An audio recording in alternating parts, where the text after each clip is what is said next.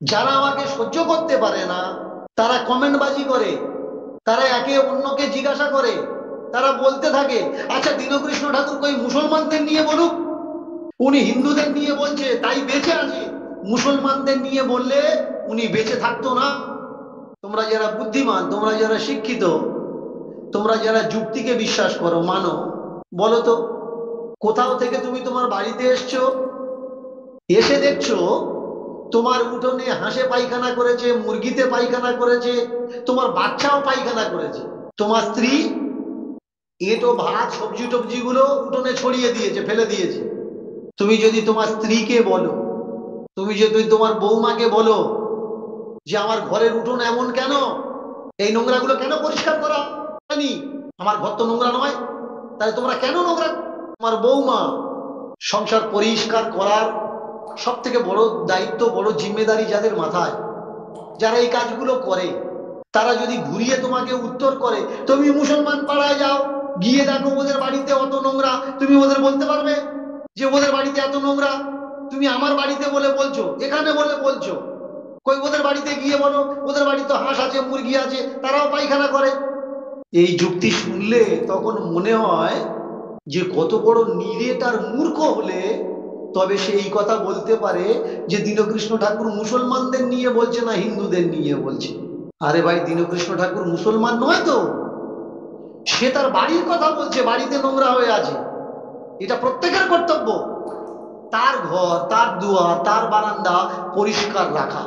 কার বারান্দাকে পরিষ্কার রেখেছে কিনা সেটা সে বুঝবে, কার উঠোনটা নোংরা আছে সেটা সে বুঝবে, তার ছেলে মেয়ে নোংরা কাপড় পরে ঘুরে বেড়াচ্ছে সেটা সে বুঝবে। ও বোঝার দায়িত্বটা আমার নয়। তবে আমি বলে রাখি, যারা তোমরা মুসলমানদের নিয়ে ছোট বড় কথা বলো, আজকের মুসলমানদের ভিতরেও এমন বহু ছেলে আছে, তারা তাদের ধর্মকে সংস্কার করছে, তারা তাদের ধর্মকে পরিষ্কার করছে। রাহুল আমার খুব কাছের মানুষ, রাহুল বাদাস, সেও তার কথার মাধ্যমে ধর্মের মঞ্চে বসে, ধর্মীয় মঞ্চে বসে তার ধর্মের মানুষকে সঠিক রাস্তা দেখানোর চেষ্টা করছে। এমন অনেক ইউটিউবার আছে, একসময় কলকাতায় ছিল, কিন্তু কলকাতাতে সে একা মনে করায়, এখন আর কলকাতাতে নেই, দিল্লিতে চলে গেছে। এমন অনেক ইউটিউবার আছে যারা এ রাজ্য ছেড়ে অন্য রাজ্যে চলে গেছে, কারণ ধর্মের সম্বন্ধে কথা বললেই বাইরের কেউ এসে তোমাকে আঘাত করবে না, আঘাত করবে তোমার ঘরের মানুষ, তোমার আপনজন।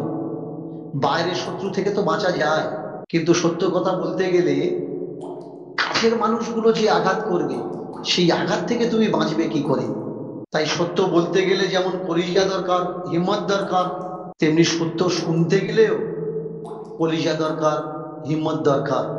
সত্য প্রচার করতে গেলেও কলিজা দরকার, হিম্মত দরকার, সাহস দরকার। মরার ভয় করলে হবে না। আমার একটা লেখ আছে, তোমরা কখনো সময় পেলে পড়ে নিও। মাথায় আমি কফন বেঁধেছি, ভয় আমার নেই, মাথায় আমি কফন বেঁধেছি, ভয় আমার নেই।